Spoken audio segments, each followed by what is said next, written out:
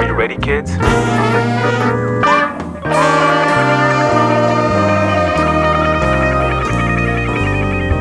Hello, everybody, and welcome to Subject High, the only podcast on the internet with the guests who do. I am your host for this episode and all episodes, Hookaloof, 24, a bear, and I am here with today's guest, the bird of the word you've heard so much about on the Funny Family Man show, Moofus. And today we will ask him a series of chilling questions that drill down to the dark heart of man. The first one, how are you doing today? Shit, I wasn't ready for that. Oh, fuck. I'm doing quite well. Today's been alright. It's been That's a good. fairly easy day. It's been raining quite a lot, so Yeah. it's been nice just to stay indoors. Stay indoors, record a cool podcast so that the world can know of how cool you are. Cool I am. Yeah, sure. Good joke. Funny. This is why you're the host. It's true. Anyway, let us begin with the official questioning, unless you had anything else that you wanted to address beforehand. Nah, go right ahead. All right, then we'll begin with the easiest question. You are an artist, and a very, very good one. But how did you get your start at art? Well, you flatter me too much, but it's hard to say when I sort of started art. I mean, I've been drawing for ever since I can remember. I never took it seriously. It was all just a thing to do, especially when I was younger in primary school, elementary school for you boys over the pond. But I was never the most popular kid in school, so more often than not, I wouldn't find myself playing with other kids. I would find myself just drawing. Luckily enough, my school at some point they came up with an idea. It was essentially just called a busy book. Essentially, it was a book like a jotter, the same size as your regular workbooks, except all the pages were just blank. There were no lines or anything. Okay. And they encouraged you to just draw in those. And the idea behind it was, it's just your book, it's your thing, and hey, if you're drawing in this book, you won't draw shit in your actual workbooks where you're not supposed to. I mean, that doesn't seem like a bad idea at all. No, it was great, and I loved it. I think they did eventually stop it. Luckily, after I already left, because too many kids were going through too many books, I think, and it cost a lot or something. Yeah, that is the problem. When you encourage kids to be creative, they might be creative, and then that's expensive. Yeah, can't fund that creativity. Got to stifle it right down. Yeah, no. Go back to drawing in your workbooks. We already bought those. But then I will segue into from drawing since forever. How did you first get involved in sort of the furry side of things? Yes. When did I become a degenerate? Now see, I think I became a degenerate before that because, much like our last guest, Ruby Snootus, I was part of Small Horse fandom, and how the fuck? Sorry for swearing. Also, I should have asked if it was okay. No, it's okay. This is a podcast where I interview people who draw penises and vor and who knows what else. You're allowed to say Sometimes the fuck both. word if you so choose. Yes, fair enough. Where was I? Oh yeah, so I joined that fandom through, funnily enough, Team Fortress 2. I was just playing on a Saxon Hill server, and then I sort of came to the realization, like, oh Jesus, like half the people in here are in that fandom. I just got absorbed into it. I didn't start drawing until kind of later on. The earliest thing I could find that I drew, at least digitally, was I think 2012. No, it can't be 2012. It's either 2012 or 2014.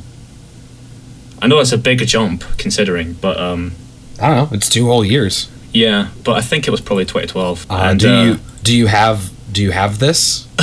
Not saved. It's on my old Tumblr that I used to have. Oh shit. And I do not want to give it out for embarrassment reasons because holy shit. I'm surprised it still exists. A ton of my posts are flagged because of mature content, which no surprise there. Yeah, but I'm just surprised it's still up. Yeah. Well, I'm not in the business of embarrassing you, and so if you don't want anyone to see or hear your Tumblr name, you do not need to give it out. No. Yeah. It exists, so that's all you're getting. And don't go looking for it. No, you probably won't find it unless you've known me from before. You probably won't find it. Yeah, and then I don't know. I think I started drawing just because that's what I was already sort of, I wouldn't say good at, but that was just what I was familiar with. And then I saw amount of artwork that came from the community was so kind of inspiring in a way, because it's just like, hey, anyone can put forth a thing they've made, and then people look at it and go, ooh, and then they'll give their opinion and shower nice things. And I was like, I want nice things, so I started drawing. And yeah, just sort of evolved from there.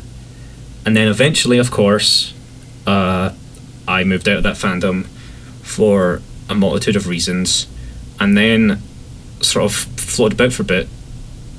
And then through a couple sort of, not encouragements, but sort of just a few nudges from friends, I was like, yeah, why not? I'll make a persona. I'll be a furry instead. Same kind of community, but not really revolving around a show or anything in particular. It's just, like I've heard the term before, we're fans of each other. Okay. Which I kind of like. So yeah, sure, I'll make a persona, and that's just how it happened.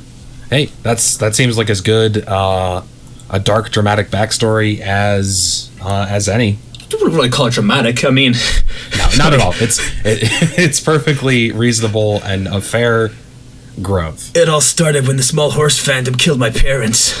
That would be pretty whack if that had happened. Since then, I've never been able to look at a rainbow the same way. Jesus Christ. All right. Moving on. You recently, as of like a few days ago, did the thing that furry artists are known for doing and opened up for commissions. Hell yeah, I did. I'm kind of curious, as someone who, I'm guessing you, well, you know, I won't guess. This is the show where I interview you, so I'll ask you a question and you'll answer me. Fair enough. How have you dealt with / deal currently with commissions? Barely. Essentially, I've been winging it this entire time. I just sort of look at artists who, it's going to make me sound really self-centered, but who I believe have a similar skill level to me, and then sort of what they price at, and then I sort of price myself sort of around that. I know it's really weird, and also some people might see that as a very self-harming way to do it, because you're directly comparing yourself to others. You're comparing your literal worth to others. But I don't know, it's worked for me so far, so I can't really speak against it too much.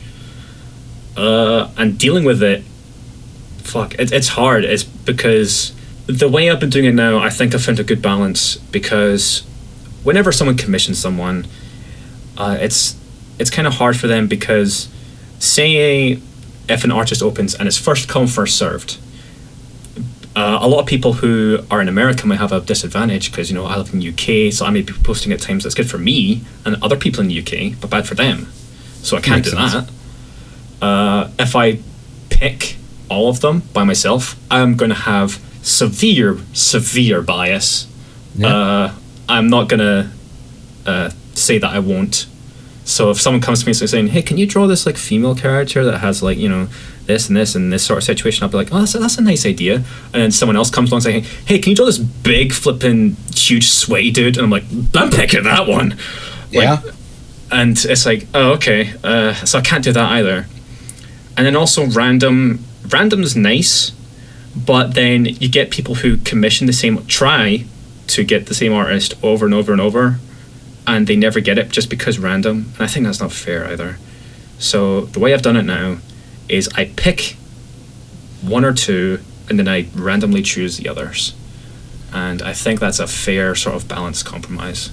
Hey, I think that's a perfectly valid way to go about things, because I know lots of people who have tried to get specific artists who they love in random sort of raffle style commissions and never been able to get them, or been unfortunate enough not to get them at proper times. So I think the system that you've got is just about perfect for you and everyone. Yeah. The other problem is that, like, because I've been closed for forever, and I've really only opened like just a couple times and done a couple commissions, it's kind of sounds like I'm saying, oh, I'm just swarming with people trying to commission me. I'm so popular. But it's just people have built up over time, over multiple years, trying to commission me. They probably just want one picture and that's it. And that's fine, but they still want it, so they've just sort of piled up all this time. So I can't pick everyone at the same time, otherwise I'm going to be overwhelmed. Oh yeah, That's the other problem. That's no good for everybody. The last thing that you want as an artist, and the last thing that somebody who's commissioning an artist wants, is to be buried under a queue a mile long. Yep. Or 3.3 kilometers long. I gotta help you out there. That long? Oh, wow. That's very helpful. Yeah. I will say I'm kind of excited because this is my first non-living in my house guest, and it's you are from across the pond, Scotland, if I am correct. Aye, bonnie Scotland. No, you can't turn the accent up. I'll laugh. I'm sorry.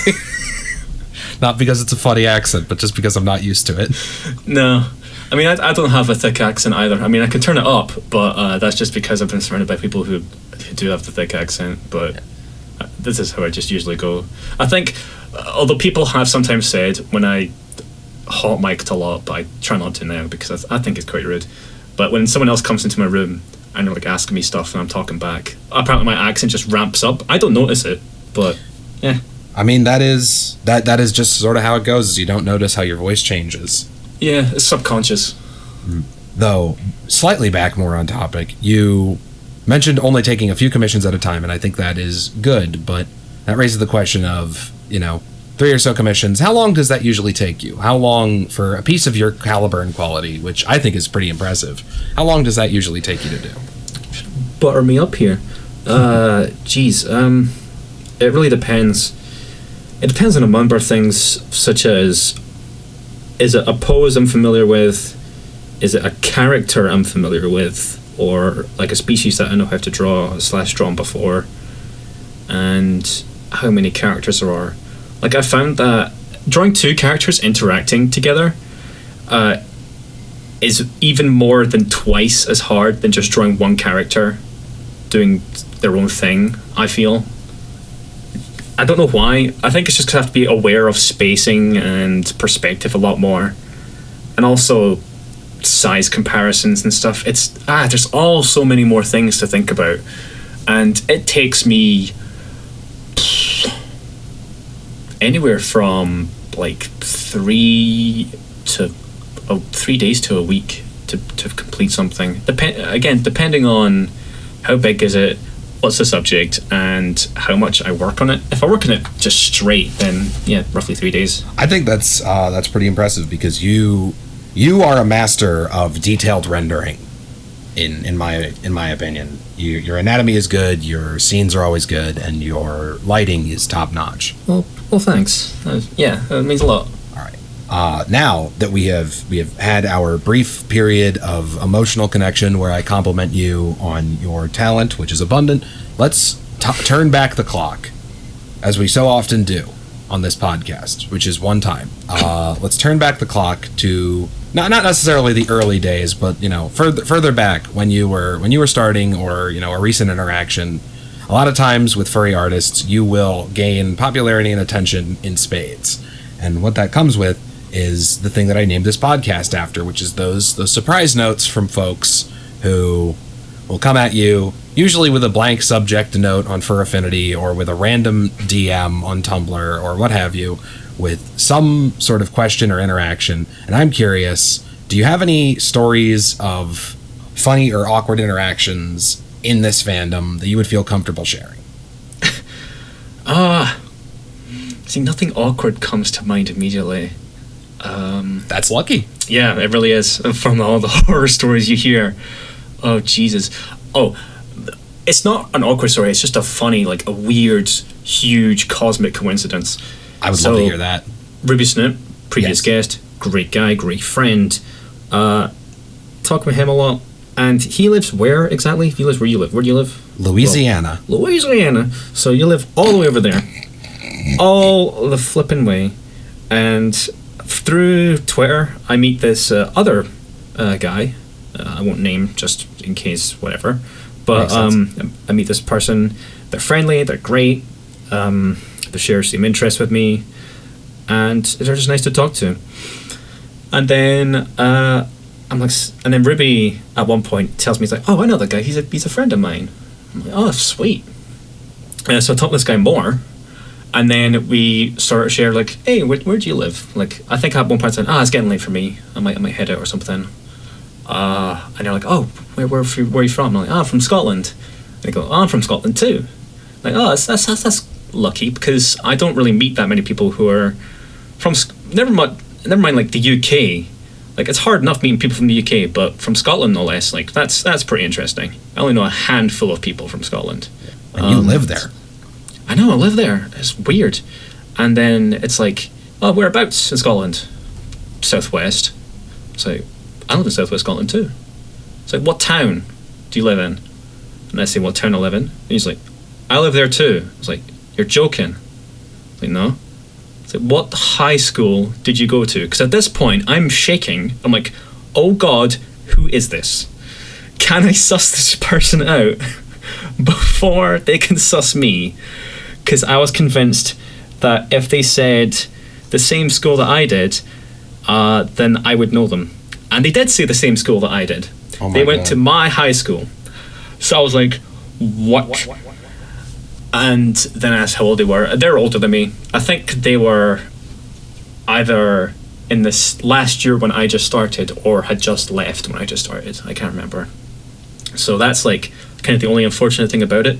But that is so weird to me, that through a friend that I met on the internet who's all the way in Louisiana, sort of half introduced me to a friend who lives 10 minutes down the road from me. Yeah, that's absolutely incredible. That is the weirdest shit to me, and I love it. I was convinced that story was going to end with, and then he told me his high school, and it was the same one as me. And I asked him his name, and he said my name. And then I turned around, and there I was, speaking into my microphone. Oh, God. But no, that's crazy cool. Yeah. It was really just, like, whoa. I didn't expect it. It would have been, like, more amazing if it was someone who was from my year. In fact, I don't know. I don't think I would have liked that, because then I would have known them, and the sort of shit part of that is like, hey, I remember you. You were a dick. Yeah. I mean, you're being nice to me now, but I have this past knowledge, and I don't really want to be friends anymore. Yeah, but instead of that, you got the delight of meeting a new person who wasn't mean to you. Yeah, they're nice. They're sound. They're solid. So it's nice. Gotcha. Well, I think that is absolutely excellent. Yeah.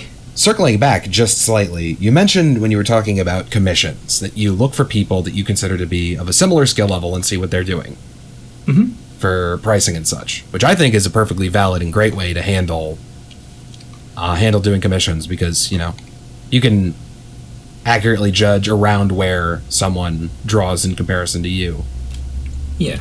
But I want to look a bit further in the realm of skill and ask you the question of, what would you say some of your earliest influences in this fandom or in previous fandoms were? Earliest, oh Jesus. Man, there were so many artists that I sort of saw and I really came to appreciate. Teal Havoc was one. They were great, because I loved their style, and they drew stuff that was very relevant to my interests. In a similar sort of vein, Gekonori, if that's how you pronounce that one, or just Gino, is their character. Oddly enough, I sort of placed those two as like sort of parallels in my brain. I don't think they interact much. They have the same sort of interests, I think, but I don't know. I've really put those two sort of close together, and they were like sort of really big in my mind. Then there was also Nargoflex. He's great. His art's more of a, I wouldn't say acquired taste, because that sounds kind of mean, but it's some of the stuff he draws is very fetishy. Let's just leave it at that. And his style is great. It's a very unique style.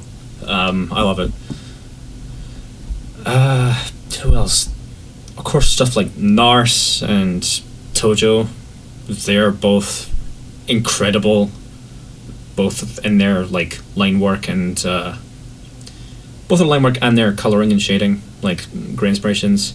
Noms as well. Noms is still one of my bigger ones. Like, just the way he draws a lot of things. He does great stuff with perspectives. Oh yeah. Yeah. So I think those are my biggest ones, at least inspiration wise. Yeah, I think those are very, very good inspirations, and you can not see their influence in your work, but you can see, how someone who admires those styles sort of develops their interests in drawing. Yeah, which I think is a very fun, sort of facet of furry art in particular. Is you can always see, even going as far back as to the Disney-esque roots of the fandom, you could see where people take their inspiration from, and how they sort of quickly grow that from just general inspiration to a wholly unique and reformed style. Here's hoping. Yeah, I don't know. I think you're reformed and unique. Well, there's sort of Frankenstein-like parts that I like from other artists, honestly. What is a style but that? Yeah, I suppose. I do try and come up with my own things. Like, every time I make a drawing, I try and... I'm not sure if this is going to be a question if you're going to ask later, but I think one tip that I have for improving would be try something new every time you draw. It doesn't have to be something wild. It could be anything from, I'm going to create another shading layer, and this shading layer is going to be orange, and I'm going to give orange tints to just these parts, see how that looks. This next time I'm going to try adding a bit more detail to the line work, like little sketchy lines into shaded areas, see how that looks. Ooh. Just try something, add stuff to your style. If you think it works, add it, bring it into future pictures. If you don't think it works, just forget it, and that one picture will just be like, you know what, it doesn't look bad, but I don't think I like it too much.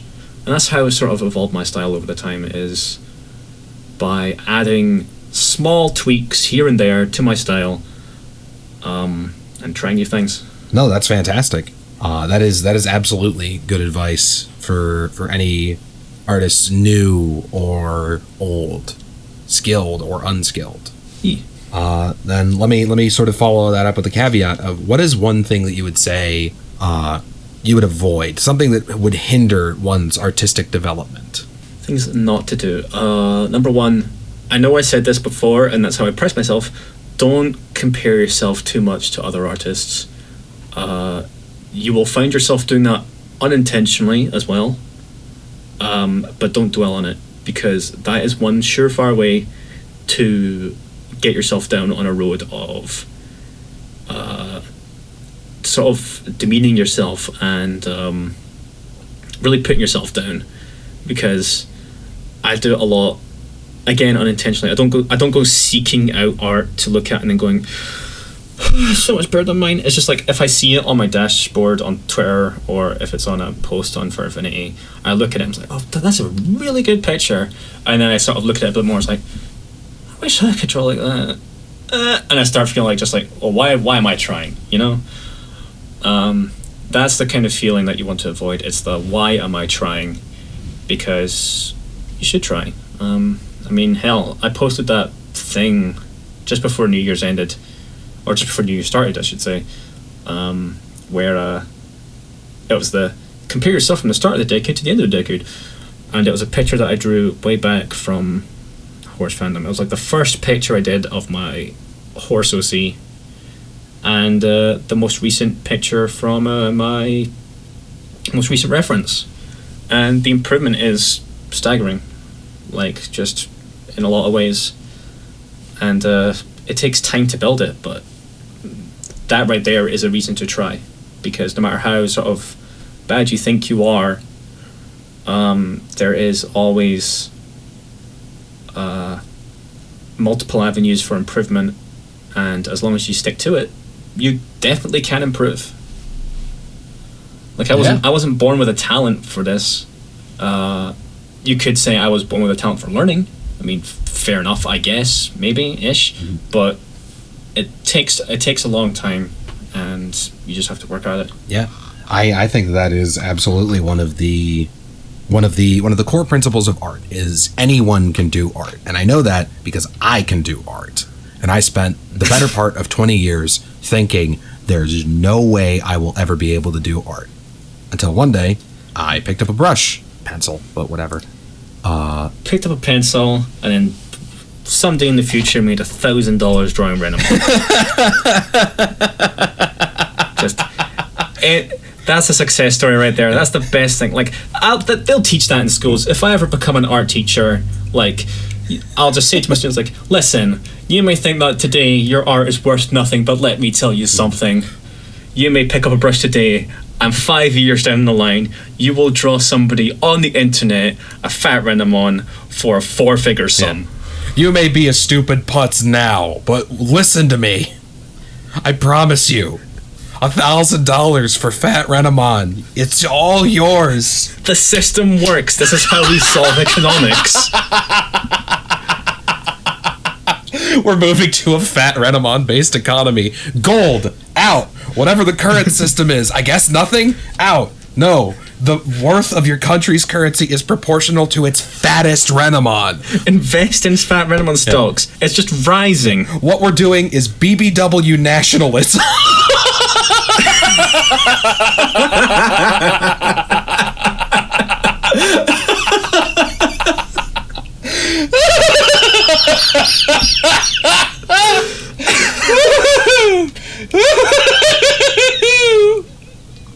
I got called out. Okay. Holy shit. Fuck me. Alright, that was stupid. I don't. Oh my lord. But yeah. Oh my god. All you gotta do is try. And if you think you can't do it, you're wrong. The only thing stopping you is trying. Yeah, exactly. Yeah, pretty much. My message of positivity for you is you're wrong. Mm-hmm. Believe in yourself. Yeah, and let me tell you, there is no greater feeling when you're finally sort of achieving this goal of improving than someone that you previously looked up to, like the examples I listed before, and then seeing their name on Twitter or on Furfinity saying, this person favorited/retweeted your art. That right there is the best feeling. Yeah, no kidding. I remember very early on, back in my days when I was on Tumblr, before Tumblr was obliterated from orbit, by the gods of Yahoo.com and their crusade to not get rid of the pedophiles, but to get rid of the porn. Get rid of the horny. Yeah. The horny have no rights.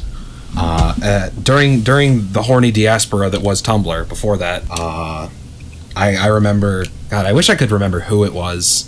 It maybe even would have... No, I knew Ruby before I started drawing. He's always been supportive. But it was somebody who I had at one point like looked up to and been like, man, I wish I could draw like them. Just sort of favoriting or reblogging a piece that I had drawn, and it was at that point that I was like, okay, now I need to do this all the time. This is all I ever want to do. Yeah, pretty much.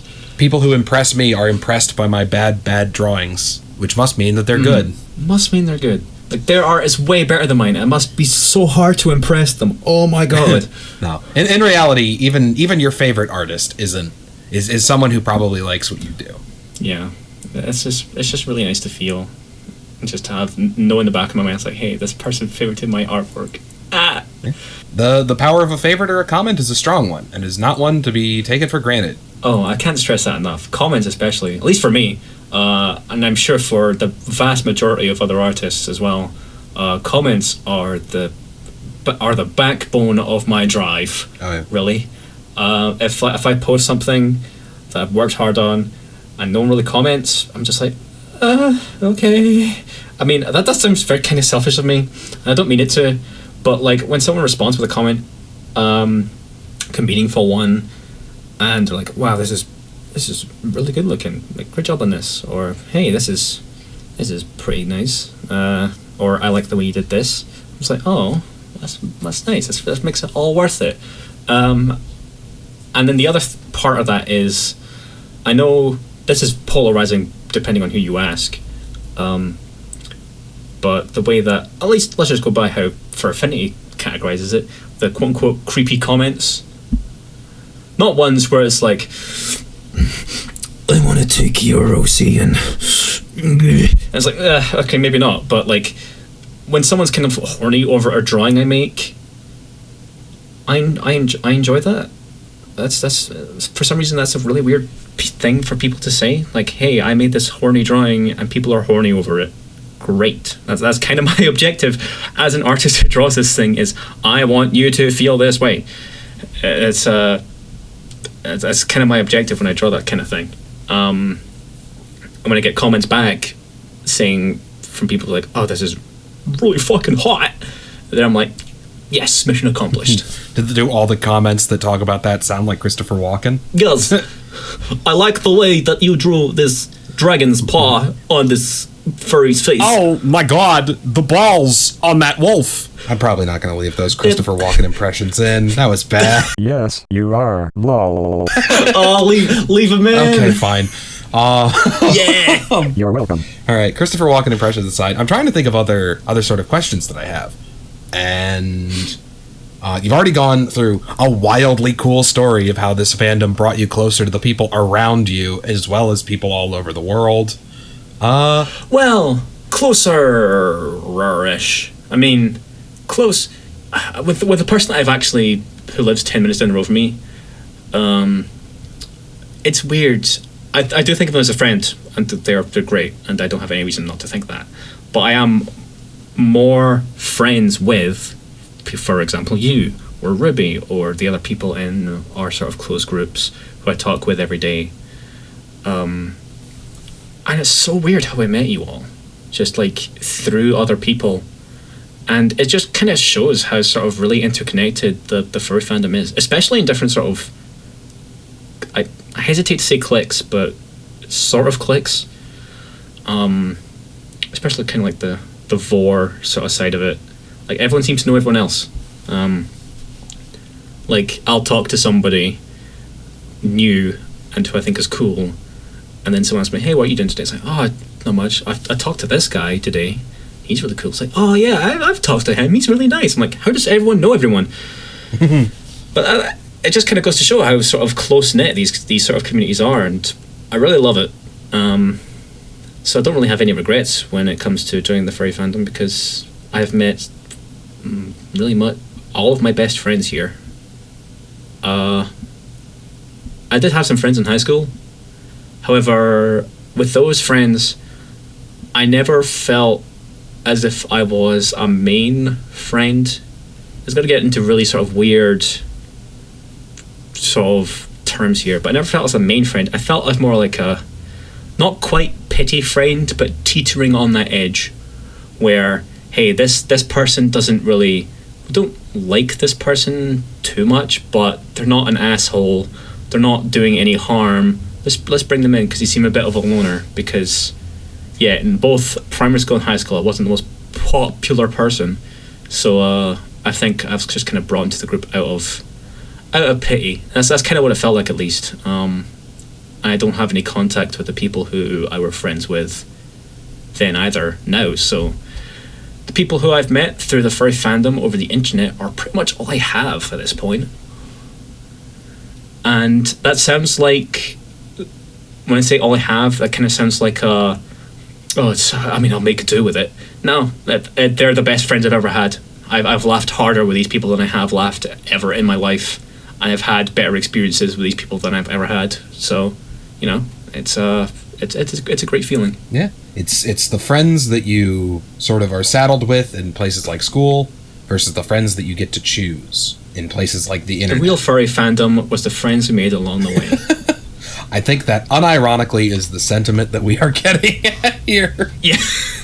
But that is a very interesting sort of thing, is that you very much do get to not pick your friends so much. You can't just see someone in the fandom and point at them and be like, you're my friend now. You be friend. And there are definitely those sorts of times where people do sort of behave like they can just like point at somebody and be like, we're friends now, which, you know, isn't necessarily bad, but that's not exactly how it works. Or the other way would be, your Othie is hot, can I be your friend? Yeah. And, you know, there's definitely room for those people in your circle of friends, should you so choose. But this is the only place where your friends are not made out of convenience. They are friends made because you have something in common deep down. And that is a love for randy animal people. Oh, the randiest. Oh, they're so randy. I'm trying to think of a significant randy to compare them to, but I can't. My knowledge of randys is scarce. Sorry if you're... So randy, they're voiced by Trey Parker. Boom, got him. got it in one. I can't remember if it's Trey Parker or the other guy who voices them, but we'll stick with it. Doesn't matter. Nailed it. All right. But with that failure of me to name one Randy, I think that's all the questions that I've got. Have you got any sort of plugs or shout outs you would like to do towards the end? I'd like to thank Jesus. I don't know. Not really. I mean, I just say, I think my one shout out will be to anyone who is listening to this and also currently follows me and supports my work. Thank you for sticking with me, because I know that my upload schedule and my sort of promise bringing of like, hey, I'm going to draw this thing, has been very spotty, to say the fucking least. But thank you for sticking with me and supporting me and pushing me to be better in both my work and my work ethic. And I hope that in the future I can continue to impress. Excellent. And would you like to plug your various socials or places where you post art, just for those who are unfortunate enough to not be following you? Sure. If you want to follow a dumb bird brain like me, you can find me on Furfinity at Mufus, or you can find me on Twitter at Mufus as well. In fact, at Mufus Bird, because at Mufus is already taken by some nobody. Literally, I think I checked the account and it's like an empty egg icon account. So I'm like, okay, great. I'm glad that name got taken. And yeah, that's where you can find me if you wish to view my stuff. Fair warning, it's kinky as all hell.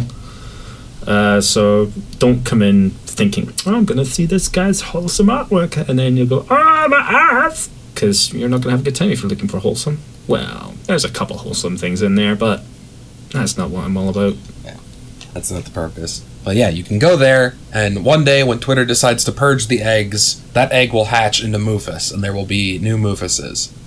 So everyone go follow Egg Mufus too. Don't follow Egg Mufus, because then he's going to come back. He's going to come back to Twitter.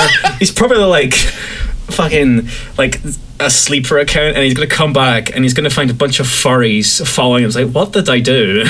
Why did I deserve this? You're right. Don't follow at Egg Mufus. Egg Mufus is probably like a businessman. I'm going to change my name to Egg Mufus now. Do follow Egg Mufus then, but don't follow at Mufus, the egg. Mufus the egg. If you don't know who I am, shame on you, and you can find out more. I am the Hookaloof, the _Hookaloof on Fur Affinity. I am at Hookyloof on Twitter. I just opened up a Discord server that you're not allowed to join because as of like 2 a.m. last night, it got raided by people, and so the join links are dead. But I will post those. Oh, for God's sake! I will post those later. Shout out to Huckleberry Blue, my editor, and your new fat horse best friend, who is going to make this podcast sound a lot better than I could because I know nothing and he knows all. And thank you to you for listening.